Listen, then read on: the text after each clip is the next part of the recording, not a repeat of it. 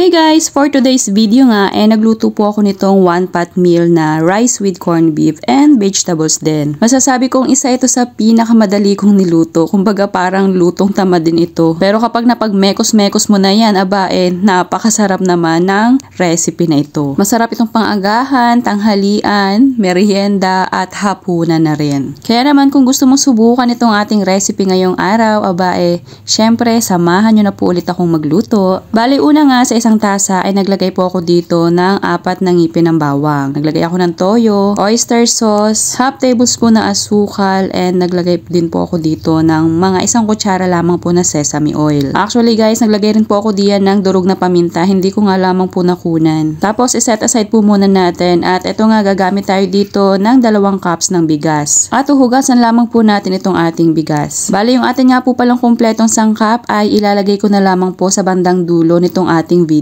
Minsan nga kung wala ka nang maisip na lulutuing ulam subukan mo yung ganitong recipe dahil yung ganitong recipe ay hindi mo na iisipin kung ano pa bang uulamin dahil meron na nga siyang kasamang ulam. At ayan, pagkatapos ko nga pong mahugasan itong ating bigas ay inilagay ko na dito yung aking hiniwa or ginayat sa maliliit na sitaw. Naglagay din ako ng green peas, mais at onion, and ito pong isang lata ng corned beef. Kahit anong brand po ng corned beef ay pwede nyo pong gamitin sa recipe natin ngayong araw. Tapos ibubuhos po natin dito yung ating pinagsama-sama kaninang mga sangkap. And syempre, wag nyo rin pong kalilimutang maglagay ng tubig. Bali, naglagay po ako dito ng 1 3/4 cup na water. Then, atin itong tatakpan. At atin itong lulutuin sa ating mahiwagang rice cooker. At kung type nyo nga po ito, available po yan sa aking yellow basket. Pakisilip nyo na lamang po doon sa aking TikTok account.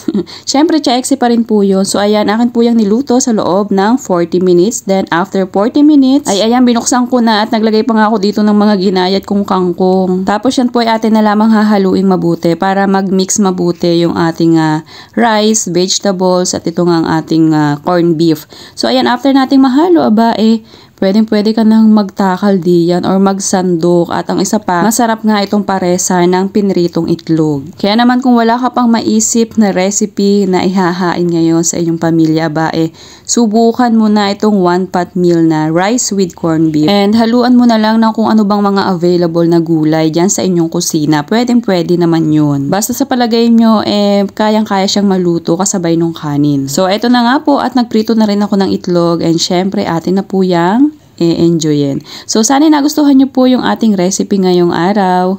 Thank you for watching. Serve and enjoy. At eto na po yung ating kumpletong mga sangkap.